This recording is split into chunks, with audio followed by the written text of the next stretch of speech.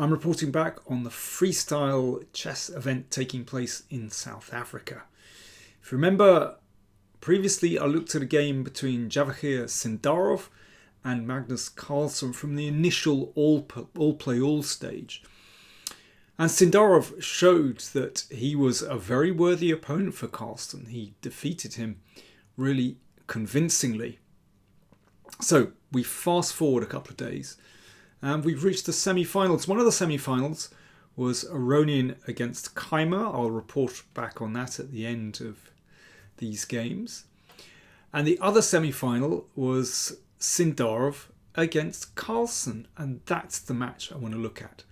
So they play two rapid play games, 30 minutes plus 15 seconds for every move they make. So let's take a look at these games. It was a really fascinating match. Here's game one of their match. Remember, this is Fischer Random Chess or Chess 960 or Freestyle Chess, where the baseline is shuffled. Some of these Fischer Random games continue in a pretty random way and you get very original positions. But many of them, I think particularly with strong players, many of these games end up in a fairly standard position. And that's what happened here. So I'm going to skip forward to move 26 from this bizarre start. And that's the position on the board. This could very easily have come from a pretty standard opening. So Sindarov playing white, Carlsen with black, I think we can see has some advantage. This bishop is beautiful. So looking in these directions, and the rook is on the open file. These queenside pawns look very healthy. White simply can't move the rook up because of rook f1, mate. But the question is, how would you make progress as black? I mean, maybe we should have a think and drink moment right from the start. So black to play, what would you do here? Okay, you have a think, I'll have a drink. Cheers.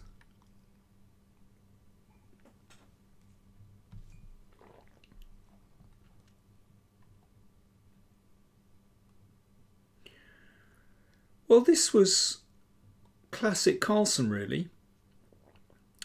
He's in control, but you need to do something with it. And he started the squeeze, g4. I really like this move. Problem is white can't do very much in this position at all. Whereas black has a very clear plan. Well, first of all, Sindarov needs to somehow try to activate that bishop. It's not easy. So that's a reasonable start, a3. Rook f4. Just keeping an eye on that pawn. So it means that if bishop d3, of course, black could exchange and then take on e4. Bishop c2, so a4. Well, what a beautiful pawn chain. And that just means that this pawn on a3 is fixed. And these pawns are, well, chronically weak, obviously. So if black ever does break through, it's not looking good for white. Rook e1, but Sindarov is just sitting there. King g7. There's no rush. Black can just build up very steadily. Of course, if g3 happens, then the rook comes to f3 and invades along the third rank. So bishop d1 and h5. So keeping that bishop well and truly shut in. And after g3, the rook came back. Let me just go back a couple of moves actually. So this position. What would happen if white just waited? Well, the squeeze would continue, basically.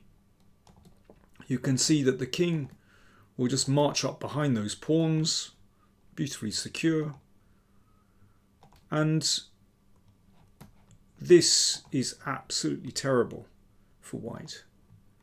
The The rook comes back to f8. I mean, it's similar to the game actually. The rook will invade somewhere on the d file, and these pawns just make it worse for white because, you know, there's a target here. The king could be in trouble. So that's the whole idea, or one of the ideas behind advancing the g-pawn. It just starts a squeeze, cramping white's king. So this is the game, g3, and Sindarov feels he had to break out. If he doesn't do that, then the rook will invade somewhere on the d file. So h3. Oh yeah, sorry, incidentally, let me just show that. If bishop c2, rook here, and if rook d1, then that can be taken. And bishop here, and the e-pawn drops, for example. Okay, so h3, Sindarov looking to try and free his pieces, but this is very nice. Carlsen plays, as ever, very directly. He realizes that the kingside pawns aren't so important, but he just needs to break through here. And he's placed the a-pawn just a few steps away from queening. So again, typical squeeze. And yeah, rook is about to take here. Rook e3. It's possible actually to take this, but you know, when you're short of time, you don't have time to calculate detail. So Carlsen just played it very simply. Brought the rook in. Checked the king back, and then he took here. And if bishop takes g4, then just bishop b3 and rook takes. And you can see that, you know, once black has, well, basically two connected passed pawns, it's very, very simple indeed. So bishop d1, rook a2. That's why the rook was forced away. But Carlsen is breaking through anyway. I mean, Sindarov is fighting hard, you know, trying to find counterplay here. But with the king stuck on the back rank, it's very unpleasant. And the game ended like this. And the a-pawn advanced. And that was game over. Obviously, king takes bishop. And black makes queen. So, classic squeeze from Carlsen. You know, I love the way he gained space with the G and H pawn, and also later on when he played the A pawn here, and that makes life really difficult for white. Great game.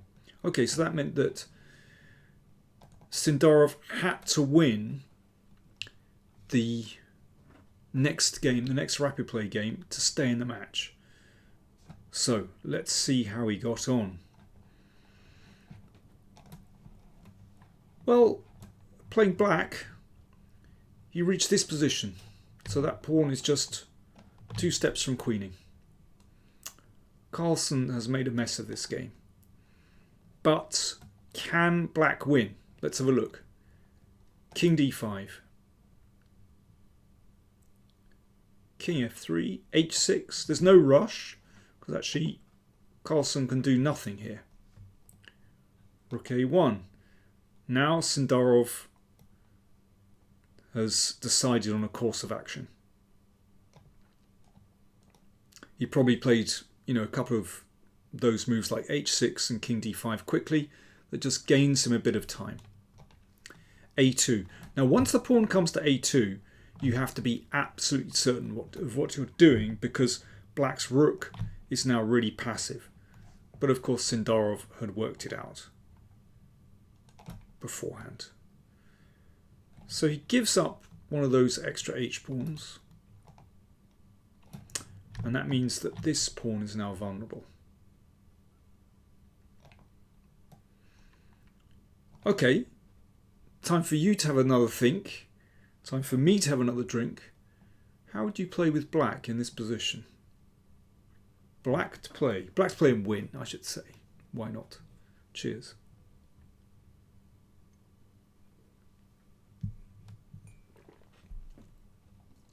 Well, there's two methods of winning. The flash way of winning is to play, whoops, not that. The flash way of winning is to play e5. Pawn takes pawn, f4. Now, the king can take care of these pawns. And this f pawn is going through. So this is a typical device. If king g2, then f3. So king takes, rook f1 check, and you make a queen. Or if king f2, rook h1, and rook takes, rook h2 check. Or after f4, if rook a3, again f3, and that just breaks white's defense, because after this, again, pawn here, and the rook switches, and there's a nasty skewer. Black wins. So if you found e5 and f4, very well done. A typical winning method. In fact, Sindarov simply played rook f1. He doesn't need to think here, because once you get two connected passed pawns like this, it's pretty easy.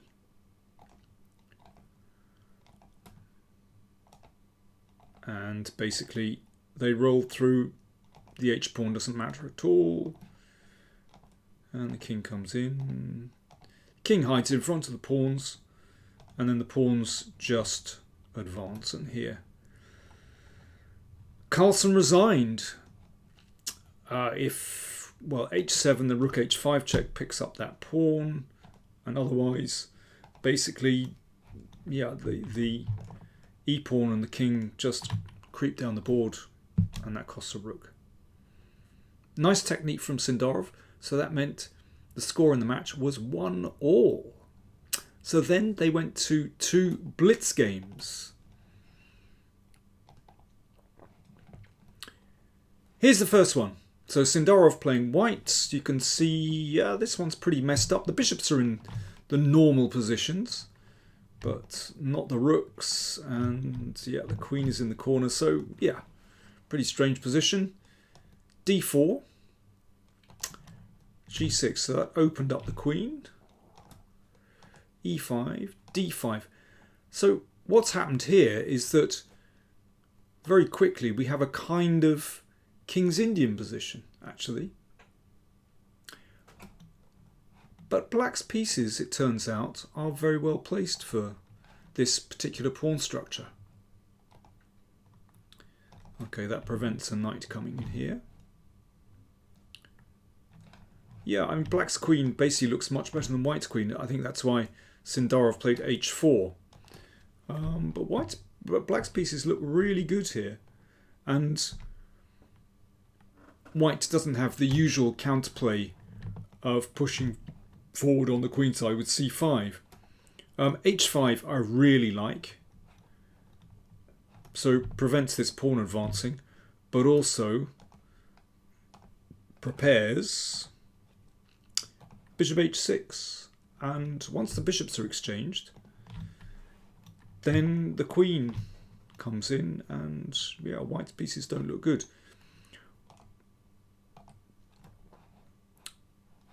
Knight d2 and g5. Doesn't matter that the king is in the middle, because actually there's no pressure. The center is closed, but there is pressure here. And very quickly, Carlsen achieved a winning position. Yeah, the queen. If the queen takes here, then the queen comes in, and that's very, very good for black. So the queen came back to f2, and rook takes g2. Carlsen won a pawn, and basically his technique in this endgame was good enough to win. So that meant Carlsen won up in this Blitz mini-match. So it meant that Sindarov had to win the next Blitz game to tie the match and go into the Armageddon. Let's have a look. So Carlsen playing white. Now, I'm going to fast forward. Now, this is an incredibly complicated game. And they reached a very complicated endgame where we've got a material balance of bishop and 2 pawns against a rook. Yeah, that's right. So, yeah, black has 6 pawns. Yeah, bishop and 2 pawns against a rook. Black has the bishop pair. Black has a beautiful pawn centre. And Carlsen's pawns are going nowhere. And it's very difficult to challenge this centre. And in the meantime, well, that's actually quite a potent overlap on the king side. So here's how the game went. Remember, Sindarov with black just needs to win this game, or needs to win this game to level the match score. Bishop d2, but it's a blitz game. 5 minutes plus 2 seconds. In fact, it's already possible just to take this and play h4. This is a winning position for black, but when you're short of time, it's very hard to determine that. Sindarov decides just to hold the tension. Also an excellent move. Bishop g6, coming around here.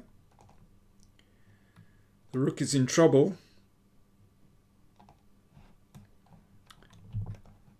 And it has to leave the 3rd rank. And this is winning for black, if this is played. And bishop d2, e4, and that's that. Basically, black should win this one.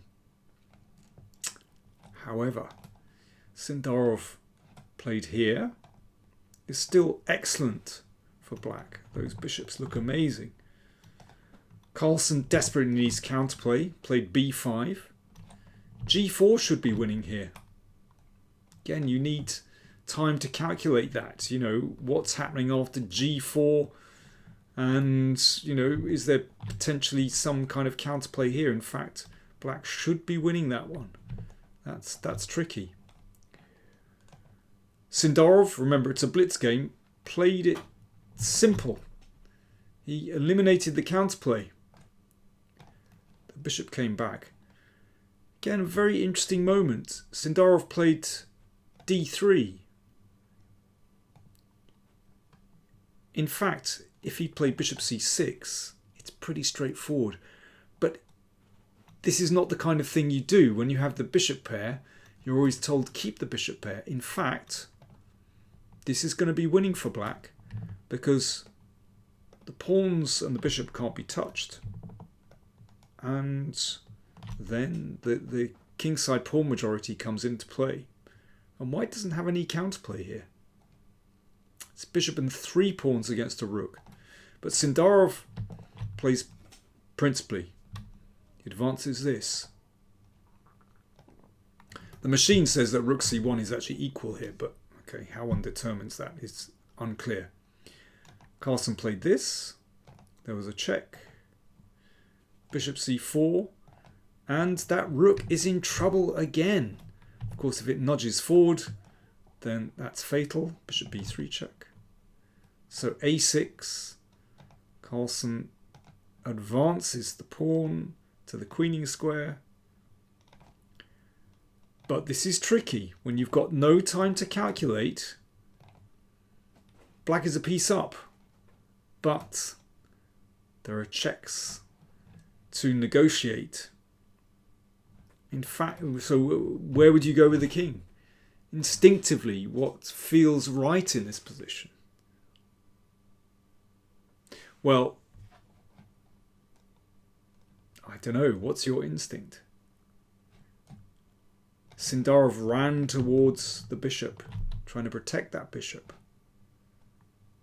It's a mistake. In fact, he should play king e6, even though this gives up that bishop. Black is actually winning this, and here's why. You can give a check, and take a pawn. 3 pawns is too much. But now it's tricky again, and in this position, in fact, Carlsen can draw with queen c6. Now that's a very awkward move to meet because queen a6 mate is threatened. And there's also queen c7 and just a perpetual. But Carlsen checked here. King c7 should be winning, but king c5. And here Carlsen missed that this is an immediate draw. King can't escape. Remember, Carlsen just needs a draw to go through. But he checked here. King c4 is a good move here, but instead the game went like this.